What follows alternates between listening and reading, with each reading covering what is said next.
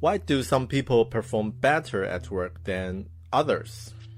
It's a simple question, but to answer that, you might need a 5-year research of 5,000 employees and managers. Or you can read this book, Great at Work by Morten Hansen. In this book, the Wall Street Journal bestseller Morten Hansen reveals the answer can be applied by anyone looking to maximize their time and performance. He did a groundbreaking 5 years research and got his 7 work smarter practices. This book is a gift from my boss. He bought hundreds of copies for all employees. Why? After reading this book, I found the answer. Let's check it out. Do less than obsess it. Let's start with a story. In October 1911, 2 teams were racing to be the first humans to reach the South Pole, the last major place on Earth not yet discovered. The first team was led by Robert Scott, Royal British Navy commander. The second team was led by Norwegian Royan Amundsen. They knew each other's presence, and after the well preparation, the race began. I don't need to spend too much time to describe the journey, how hard it is. It was really hard. Scott and his men, exhausted and finally arrived at the South Pole, miserably found the Norwegian flag was waving in the wind. Amundsen arrived 34 days ago and was the first humans arrived. Scott's team not only lost their race, but also lost their lives. On their way back home, the storm pinned them down in their tents. There, they would die, only 11 miles from the next depot of food and shelter. So, one leader and his team achieved the extraordinary, while the other team perished. And Scott's team was even bigger and better equipment than Amundsen's team. Why? In this book, Morten reveals the answer. Amundsen's team was the one with the narrow scope. Scott's team had 3 times the men and twice the budget. He used 5 forms of transportation: dogs, motor sledge, Siberian ponies, skis, and man-hauling. If one fails, he had backups. Amundsen relied on only one form of transportation, dogs. Why did the one without backups not fail, but the other one failed? It was not just because of dogs. Scott had dogs too, but Amundsen really concentrated on dogs. He spent 2 winters with Inuit to learn how to master dog sledging. Also, his research suggested that Greenlander dogs perform better than Siberian Huskies. Then he traveled to Copenhagen to sort out the expert dog runners to join his team, several more skilled than he. He picked the best dog runners, best dog for the journey. Scott, on the other hand, was so busy arranging 5 separate transportation methods that he couldn't focus on any of them. Once moving on the ice, he struggled to coordinate convoy. Long story short, Amundsen's team was traveled 15 miles per day, and Scott's team 11 miles. Amundsen had chosen the one method and mastered it. He had done less than obsessed. This story tells us the first rule of being great at work: do less than obsess it. Focus means 2 actives at work, choosing a few priorities and then dedicating your efforts toward excelling at them. So for me, I always spread myself too thin. It was okay for happy, but not good at work. When doing more, often I execute poorly and cannot allocate enough attention, just as Captain Scott. I find there are 2 things that lead me to doing more trap. I always say yes to other people, and I might lose myself in distraction and temptation. So what are the actions? I have 2.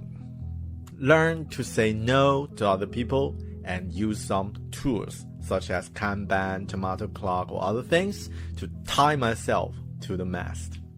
This is do less and obsess it. Second rule, redesign your work. I'm a designer, and for me, design is a daily job, 24/7. Design is not meaning that you're sitting in front of a desk for a few hours and get some impressive graphics or fancy animations. You can design your lifestyle, your diet, your way of conversation, your work process, or the way you use your phone. And you can redesign your work as well. When redesign your work, focus on one thing, value. A good redesign delivers more value for the same amount of work done. But what is value? In this book, Morten defines the value of work by measuring how much others benefit from it. So he has an uncommon opinion. Start with goals when planning an effort was wrong. We need to start with value, then process with goals. He even had an equation. The value of a person's work equals to benefits to others, multiply quality, multiply efficiency. Here's an example. As a UX designer, I do user interviews with our customers regularly. After each interview, I'll share the study and findings with my team. It helps them to understand the customer better, and so that we can improve the product of for the customer's need. If I can redesign my work process to improve these 2 factors, I can improve the quality and efficiency of this regular user interview to create more value. But how? I used to take notes with notebook while user interviewing and recorded audio for the interview. After that, I would listen to the audio recording and add more notes. It means in 1 hour interview, I will take another 1.5 hour or 2 hours for note-taking and half an hour to input notes into the doc, then created a report by those data. How to redesign my work process to improve it? After a few testing and practice, now I just taking notes with the tool I use for creating reports while interviewing customers. So here's how. I type on my laptop, capture the key information during the interview, and then add more details on the notes after the interview. So anyone doesn't attend the interview can understand the findings. By redesign my way of taking notes, I can finish the user interview and create a report with only half of my previous time. I improve the efficiency, so as the value. So, it's your turn. How about your work? Are there anything you can think of to redesign at work or create more value? I'm sure there must be some. Think about it, find them out, and redesign. Fight and unite. What's the one thing in common in all different companies? Meetings, and more meetings. Even during the COVID-19 quarantine, video meetings are a big part of working from home schedule. We all have experience of attending some group meetings which don't solve problems, but only waste of lots of people's time. Sometimes there are even many intelligence in the room. So normally the problem of those meetings is lack of critical thinking and thorough debate about plan.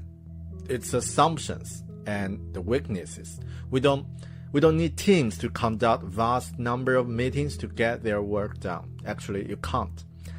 It will never happen.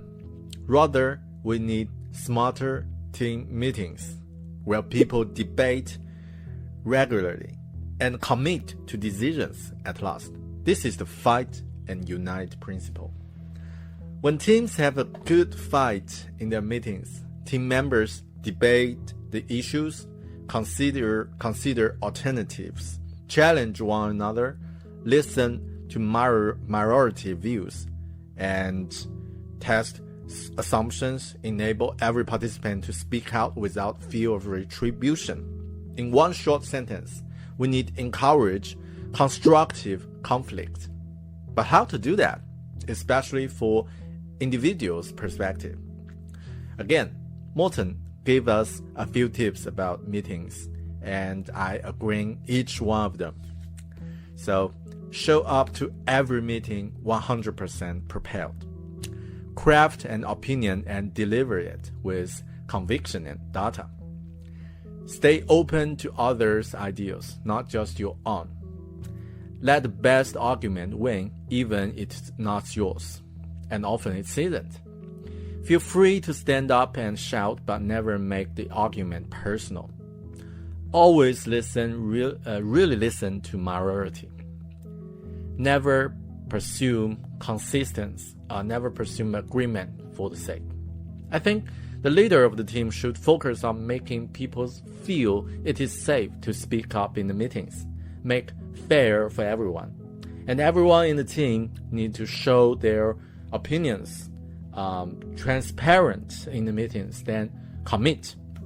So for me, I'm a good listener, but was not a good fighter.